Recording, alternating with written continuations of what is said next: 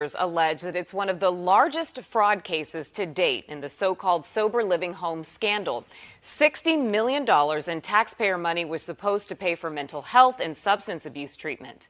12 News journalist Bram Resnick tells us that the indictment alleges that millions were funneled to a Phoenix church and the Central African nation of Rwanda. Bram? Kriya Bay, the pastor of that Northwest Phoenix church, is one of 20 people indicted on felony charges. Defense lawyers we spoke to said their clients either didn't know what was going on or thought what they were doing was legal. The sober living home scandal has cost Arizona taxpayers $2 billion to date. The latest indictment adds a new twist. Some of that money allegedly was diverted to Africa. According to the 26-page indictment, Happy House Behavioral Health was paid over $60 million by the Arizona Healthcare Cost Containment System, known as Access.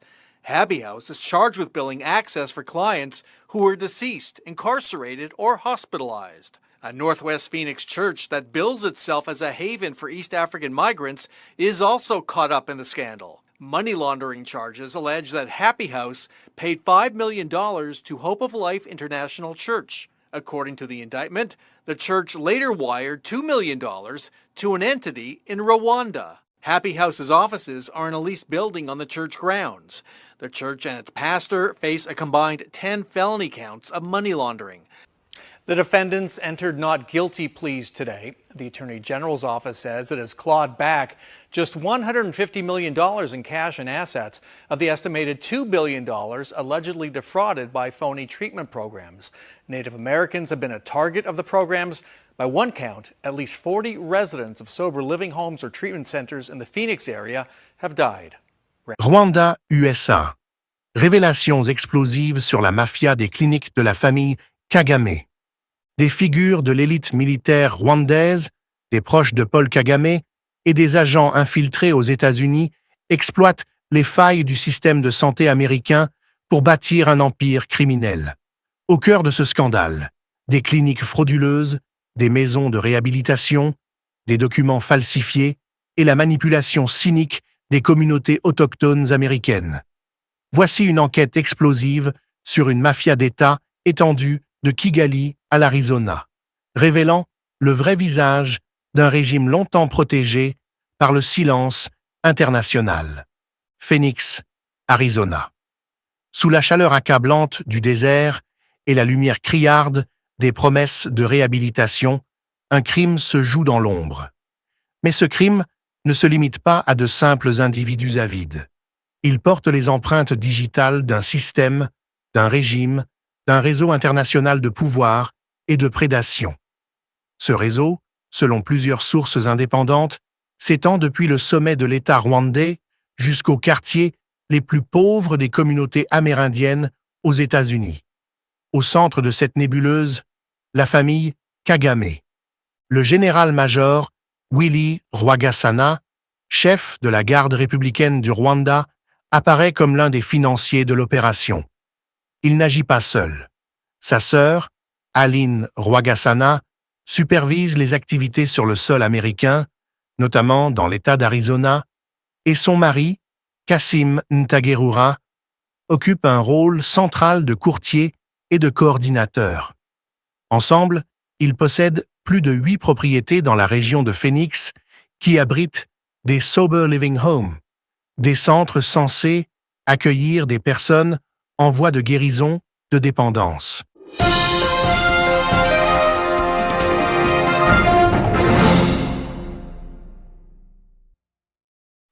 Mais ces maisons ne sont qu'une façade. En réalité, elles servent à alimenter un système de fraude aux assurances qui transforme la misère humaine en profits colossaux. À travers un processus bien rodé, des individus vulnérables, sans abri, toxicomanes, membres de communautés marginalisées, sont recrutés, souvent de manière coercitive, puis enregistrés comme patients. Les traitements, souvent inexistants, sont facturés aux compagnies d'assurance à des tarifs exorbitants. Le processus commence par une simple visite. Kassim se rend dans des centres de réinsertion où des communautés autochtones identifient des individus en situation de détresse et leur propose un transport gratuit vers un lieu censé leur offrir soins et stabilité. Une fois à bord du van, ces individus deviennent des actifs. Chaque passager rapporte environ 2000 $ à la structure. Avec 20 passagers par trajet, les gains avoisinent les 40 000 $ par jour. Une opération industrielle du désespoir. Cette méthode n'est pas née de l'improvisation. Elle est l'aboutissement d'un modèle mis en place depuis des années, avec la complicité de hauts gradés et de figures médiatiques. Emmanuel Nshimirimana, surnommé Emma, est un autre acteur clé. Propriétaire de plusieurs camions et maisons de sobriété, il bénéficie d'un soutien logistique et financier inestimable, fourni par nul autre que l'inspecteur général de la police nationale rwandaise, Félix Namuoranyi. Ce dernier est un proche parent d'Emma. Le lien familial devient ici un levier de pouvoir, une assurance de protection et un passeport vers l'impunité. Mais la stratégie dépasse le simple enrichissement personnel. Elle révèle une tactique plus vaste du régime Kagame, celle d'étendre son influence à travers des relais économiques illégaux à l'étranger. Il ne s'agit pas seulement de frauder, il s'agit de bâtir un empire où la loyauté politique est récompensée par des opportunités d'affaires, souvent criminelles, dans des pays tiers. C'est un modèle que certains appellent déjà le business familial Kagame. L'ampleur du réseau devient évidente lorsque d'autres noms apparaissent. Jimmy Muyumbo, aux côtés d'une certaine Mutesi, organise l'enregistrement de faux patients dans des cliniques fictives. Des documents médicaux sont fabriqués, des traitements imaginaires sont prescrits et les assurances sont systématiquement facturées. Pour faciliter ces activités, un individu connu sous le nom de Bishop Claude fournit de fausses licences médicales, des identifiants administratifs et toute la documentation nécessaire pour ouvrir et faire fonctionner des établissements frauduleux. Le cynisme atteint un sommet lorsque l'on découvre que des artistes rwandais, parfois de grande notoriété comme ceux liés à The Ben, sont impliqués. Certains se font enregistrer comme patients fictifs, d'autres utilisent leur influence pour légitimer les opérations auprès des communautés. Cette participation artistique n'est pas anodine. Elle donne une caution culturelle à une escroquerie mafieuse. Le cas de Gasuku est particulièrement révélateur. Ancien acteur des médias rwandais, il aurait travaillé sous la direction d'un certain Kanyamurinji avant de rejoindre le réseau Muyumbo. Il se charge aujourd'hui de la double mission: diffuser une propagande favorable au régime et masquer les activités criminelles par une stratégie de communication ciblée. Sa présence confirme l'usage stratégique de la communication par le régime pour dissimuler ses opérations illégales. Ce réseau présente tous les signes du crime organisé: blanchiment d'argent, faux en écriture, usurpation d'identité, traite humaine et corruption transfrontalière. Mais il bénéficie d'un facteur que peu d'organisations criminelles possèdent: la protection d'un État. Paul Kagame, souvent salué comme modernisateur et bâtisseur, se retrouve au sommet d'un système où l'élite militaire et politique exploite les marges du monde occidental pour se financer, manipuler et asseoir sa domination. À suivre. Dans la prochaine partie, nous approfondirons les liens entre le réseau et les services diplomatiques rwandais, les réactions potentielles des autorités américaines et les témoignages poignants de victimes issues des communautés amérindiennes. Alors que le grand public reste captivé par l'image soigneusement construite d'un Paul Kagame technocrate moderne, le réel tableau s'assombrit chaque jour davantage. Derrière les rideaux de la modernisation, des salons de Davos et des sommets africains, se cache une autre réalité, celle d'un pouvoir obsédé par le contrôle, la richesse et le maintien de son hégémonie, y compris à travers des opérations criminelles menées à l'étranger. Ce réseau mafieux établi en Arizona n'est pas une anomalie. Il est la continuité logique d'un système autoritaire qui récompense ses fidèles non par des postes publics seulement, mais par des parts dans l'économie parallèle mondiale. L'implication des services diplomatiques rwandais ne saurait être ignorée.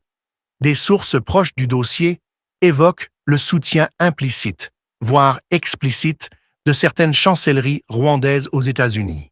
Ces ambassades ou consulats serviraient, selon ces informations, à faciliter les transactions, à couvrir les mouvements de fonds, voire à exercer des pressions sur les membres de la diaspora qui oseraient poser des questions. Dans un tel système, la diplomatie devient un outil de camouflage et la représentation extérieure une extension du contrôle interne. Les ramifications sont tentaculaires. Des virements transfrontaliers entre Kigali et Phoenix ont été observés, parfois libellés sous des motifs culturels ou humanitaires. Pourtant, en réalité, il s'agirait d'argent sale réinjecté dans le système pour financer de nouvelles opérations de fraude. Des entreprises écrans sont enregistrées sous des noms rwandais, parfois sous de faux passeports. Le département du Trésor américain, s'il devait ouvrir une enquête sérieuse, découvrirait un réseau comparable à ceux des cartels les plus structurés d'Amérique latine, avec une touche d'officialité qui lui donne l'impunité. L'un des aspects les plus choquants de cette affaire reste cependant le ciblage cynique des communautés amérindiennes. Les résidents de Flagstaff, Window Rock, Chinle ou encore Page en Arizona sont souvent les oubliés du rêve américain. Isolés, appauvris, confrontés à l'alcoolisme, au manque d'accès aux soins et à la discrimination systémique, ces peuples forment une population facile à exploiter. Et Kagame, toujours prompte à donner des leçons de dignité africaine sur la scène internationale, envoie ses hommes piller la dignité de ces peuples sur leur propre terre. Plusieurs témoignages, recueillis, évoquent des pratiques proches de la traite humaine. Des individus sont approchés sous de fausses promesses de soins gratuits. Une fois installés dans les maisons de sobriété, ils sont souvent confinés, sans réel traitement, parfois mal nourris, et rarement informés de ce que leur statut de patient implique. Ils deviennent ainsi les figures invisibles d'une escroquerie à plusieurs millions de dollars, captifs dans une économie de prédation où leur souffrance génère des profits pour des militaires étrangers. Ce scandale rappelle étrangement les pratiques coloniales. Jadis, les empires venaient extraire les ressources humaines et naturelles de l'Afrique et des Amériques au nom du progrès. Aujourd'hui, Kagame, se posant en rempart contre le néocolonialisme, en devient lui-même l'un des artisans. Il exploite la douleur des autres peuples, transforme leur misère en chiffre de croissance pour son clan, tout en condamnant les Congolais, les Rwandais critiques et les journalistes à l'exil, à la prison ou à la mort. Un autre aspect inquiétant du réseau repose sur le blanchiment d'argent. Une fois les factures médicales remboursées par les assurances, les fonds transitent vers des comptes offshore, des entreprises fictives au Delaware ou dans les Caraïbes, avant d'être redistribués sous forme de prêts, investissements ou dons. Le Rwanda, officiellement bénéficiaire de milliards de dollars d'aide au développement, se retrouve ainsi financé, dans ses coulisses, par les débris d'un système criminel établi à des milliers de kilomètres. Les noms de Willy Rwagasana, Félix Namuhoranye ou Emmanuel Nshimirimana ne sont pas anodins. Ils symbolisent une génération de militaires rwandais issus du noyau dur du Front patriotique rwandais, FPR, formé à la discipline du secret, du contrôle et de la fidélité totale au commandant suprême.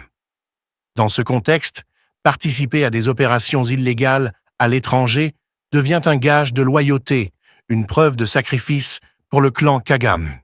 Et en retour, le système vous protège, vous enrichit, vous glorifie. Les autorités américaines, elles, restent pour l'instant silencieuses. Trop préoccupées par la stabilité du Rwanda dans la région des Grands Lacs, trop aveugles sur les violations des droits humains à l'intérieur elle ferme les yeux sur les dérives extérieures. Mais cette fois, l'opinion publique pourrait faire pression, car il ne s'agit plus d'un problème africain. Il s'agit d'un scandale sur le sol américain, dans des États où la misère n'a jamais été aussi visible. Il faudra aussi interroger la complicité passive de certaines compagnies d'assurance américaines. Comment des centaines de factures fictives ont-elles pu passer sans alerter les systèmes de détection de fraude? Comment des cliniques non accréditées ont-elles été remboursées sans enquête? Le laxisme, l'avidité et le racisme latent à l'égard des populations amérindiennes ont sans doute joué un rôle. Mais ce laxisme ne saurait justifier l'inaction. L'histoire de ce réseau criminel n'est pas seulement celle d'un système organisé. Elle est aussi l'histoire de visages précis, de carrières façonnées par l'obéissance aveugle et le cynisme politique. Prenons d'abord Willy Rwagasana, général-major, à la tête de la garde présidentielle rwandaise. Officiellement, c'est un homme de confiance, gardien de la sécurité du président. Officieusement, il est l'un des piliers d'un réseau de prédation à l'échelle mondiale. Son rôle dépasse la simple supervision. Selon des sources internes, il est l'un des principaux bailleurs de fonds du réseau de fraude, usant de son accès privilégié aux ressources de l'État rwandais pour financer des opérations illicites à l'étranger. Aline Rwagasana, sa sœur, est plus discrète, mais non moins centrale. Elle coordonne les opérations sur le sol américain, supervise les transactions, recrute des complices locaux et gère l'entretien des maisons de réhabilitation qui servent de façade. Mariée à Kassim Ntagerura, elle forme avec lui un couple à la fois entrepreneurial et politique. Kassim, décrit comme le broker du réseau, est le cerveau logistique. C'est lui qui négocie les prix des patients, organise leur transport, assure la coordination entre les maisons de sobriété et les fausses cliniques. Un homme de terrain, mais aussi de pouvoir. Vient ensuite Emmanuel Emma Nshimirimana, figure emblématique de cette nouvelle élite diasporique rwandaise à double visage. Entrepreneur légal en apparence, criminel structuré en coulisses. Grâce à sa relation familiale avec le général Félix Namuhorani, inspecteur général de la police nationale rwandaise, il bénéficie d'un soutien logistique permanent. Camions, propriétés, prêts financiers, tout lui est accordé pour bâtir un empire basé sur l'exploitation humaine. Ce type de patronage familial n'est pas nouveau au Rwanda. Le régime Kagame a toujours privilégié les réseaux familiaux et régionaux pour sécuriser le pouvoir. La loyauté se paie en silence, et le silence se récompense en dollars. Ce système mafieux, déguisé en méritocratie, permet à des figures comme Emma d'agir en toute impunité, tout en renvoyant une image de réussite à la diaspora. Derrière ces têtes visibles, il y a les rouages techniques. Jimmy Muyumbo, qui avec Mutesi dirige l'enregistrement de faux patients, gère des bases de données, génère des identités fictives et assure que les cliniques facturent des soins inexistants à l'assurance. Des milliers de documents falsifiés, des prescriptions imaginaires, des traitements psychiatriques simulés, tout est pensé dans les moindres détails pour échapper au contrôle. La complicité d'un certain Bishop Claude, un faussaire de génie, est essentielle. Il produit des licences médicales contrefaites, des permis d'exploitation et fournit même des cartes d'identité frauduleuses pour légaliser les employés des cliniques fantômes. Son rôle démontre à quel point le réseau maîtrise les failles bureaucratiques américaines et sait les exploiter au centime près. Et puis il y a la couche culturelle. Des artistes rwandais, parfois populaires sur YouTube et dans la diaspora, se laissent enrôler. Certains s'enregistrent comme patients fictifs pour crédibiliser l'entreprise, d'autres publient des vidéos vantant les bienfaits de ces centres. maquillant ainsi la réalité d'une exploitation systémique. Leur rôle, quoique mineur en apparence, participe à la normalisation sociale de cette fraude. Pourquoi ce système n'a-t-il pas encore été démantelé? La réponse est double. D'abord, la complexité juridique. Les maisons de sobriété sont réglementées de manière très souple dans certains États américains, notamment l'Arizona. Elles ne nécessitent pas de licence médicale stricte, et tant qu'elles ne sont pas financées directement par l'État, elles échappent à de nombreuses régulations. Le flou juridique est l'allié parfait de ce type de réseau. Ensuite, il y a l'élément politique.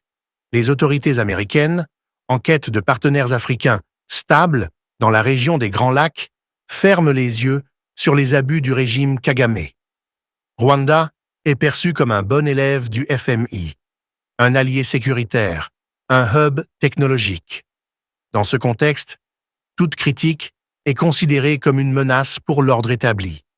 Mais ce silence devient aujourd'hui une complicité, car ce réseau ne se limite pas à une fraude locale. Il s'agit d'un système de blanchiment d'argent à grande échelle, d'une forme de traite humaine déguisée, d'un détournement de fonds publics via les assurances et d'une attaque directe contre la souveraineté juridique américaine. Il est temps que la justice s'en empare. Plusieurs recours existent. Les lois fédérales contre la fraude à l'assurance, Healthcare Fraud Statute, les dispositifs de lutte contre la traite humaine, les lois anti-racketeering, RICO, sans oublier les réglementations sur le blanchiment d'argent, Bank Secrecy Act. En croisant les données bancaires, les adresses IP, les identifiants d'assurance et les permis médicaux, il serait possible de remonter toute la chaîne jusqu'à Kigali.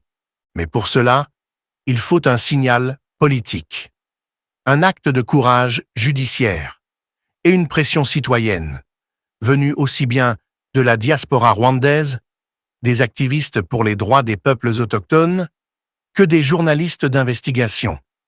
L'affaire qui se déroule sous nos yeux n'est pas un incident isolé, mais un miroir implacable du système Kagame, autoritaire, impuni et profondément enraciné dans la logique de prédation transnationale.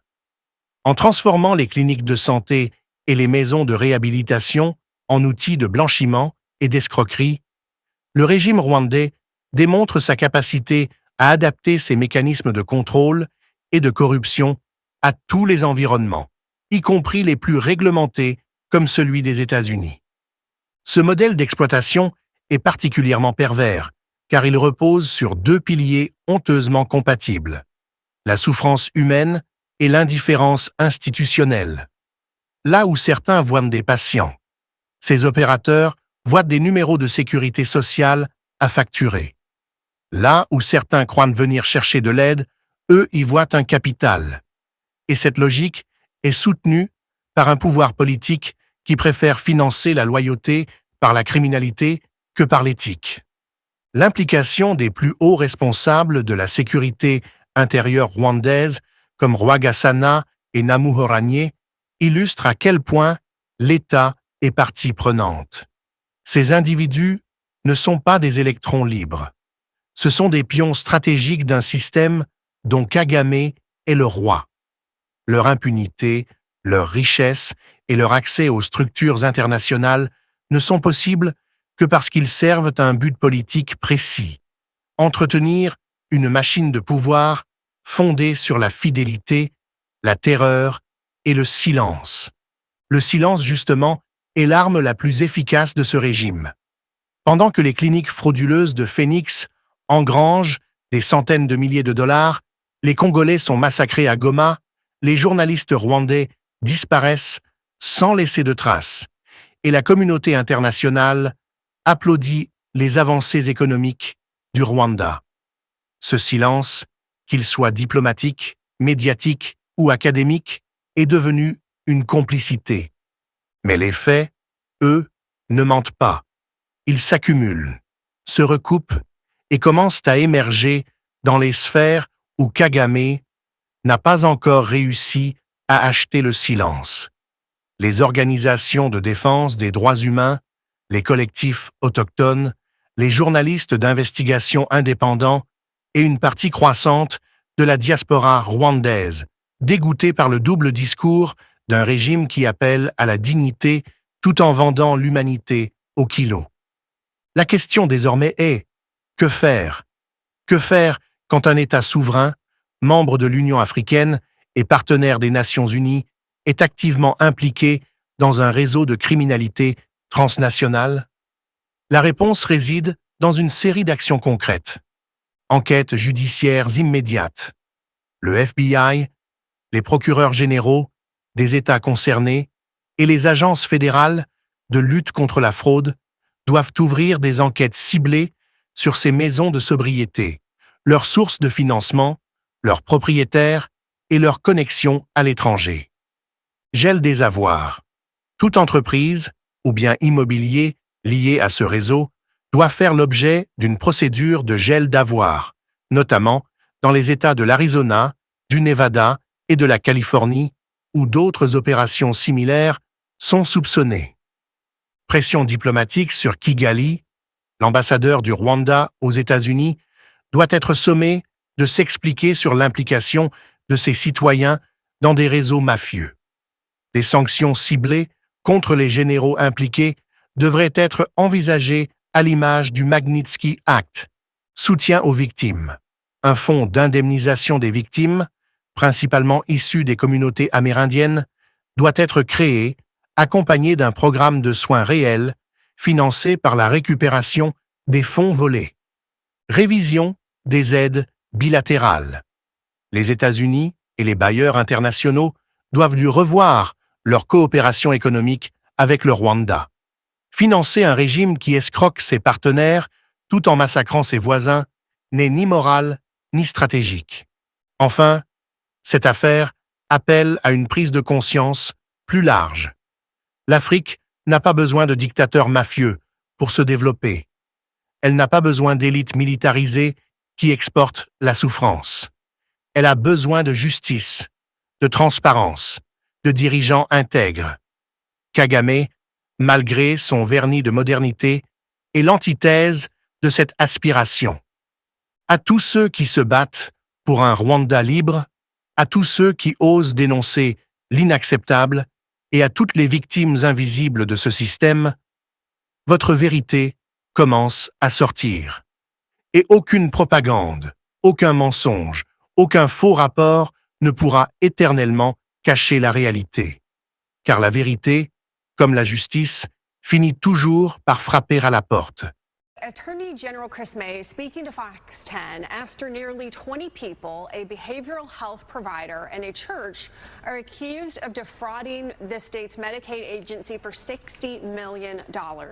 Continuing fallout from the sober living crisis and access scandal that ultimately cost our state $2 billion. The Arizona Attorney General's office is prosecuting this latest case, and Fox 10 investigator Justin Lum sat down with Attorney General Mays. It's been about 2 years since the state finally cracked down on this. And John, in this latest case, the defendants are accused of several charges in this 51-count indictment. Among those allegations are conspiracy, fraud, forgery, and money laundering. Now, Mays couldn't get into specifics on the case, but here's what we know. Investigators say Happy House Behavioral Health and other defendants conspired by patient brokering and using sober living homes to take advantage of Medicaid members. The suspects are also accused of wiring millions of dollars to Hope of Life International Church and an entity in Rwanda. The defendants have pleaded not guilty, but as we've reported on since 2023, thousands of victims, mainly Native Americans, were not provided legitimate treatment services for substance abuse and mental health. Attorney General Mays tells me more than 120 individuals and entities have been charged in connection to the overall sober living scheme. Only a small percentage of the estimated $2 billion in fraud has been recovered. She says funds have been spent on assets like cars and homes or wired offshore. Cases we're seeing prosecuted stem back to before 2023 when Access and the AGO were led by prior administrations. How much does this fall on checks and balances handled by our state agencies? This is about a government failure. That is something that we're working on right now, that Access is now working on. We continue to provide advice and some guidance to them about what we think they need to do to stop this fraud. You know, this is going to take years to fix this. It could take up to a decade to fix this. This is something that was allowed to fester for way too long, and far, far too many people were hurt by it. Now, the attorney who represents Pastor Theodore Makuranyana, who's associated with Hope Life International Church, who was indicted, he sent us a statement reading in part, quote, "The Attorney General's office seeks to escape accountability for failing to detect an alleged fraud that triggered over $60 million in payouts within a year. Instead of addressing this regulatory failure, the prosecution pursues baseless charges against uninvolved parties to deflect blame," end quote. Now, we have reached out to attorneys for the other defendants in this latest indictment. We have not heard back at this time. Mays also confirmed there are clear international ties to the overall sober living scheme, as alleged in the money laundering charge involving Rwanda. I'm Fox 10 investigator Justin Lum.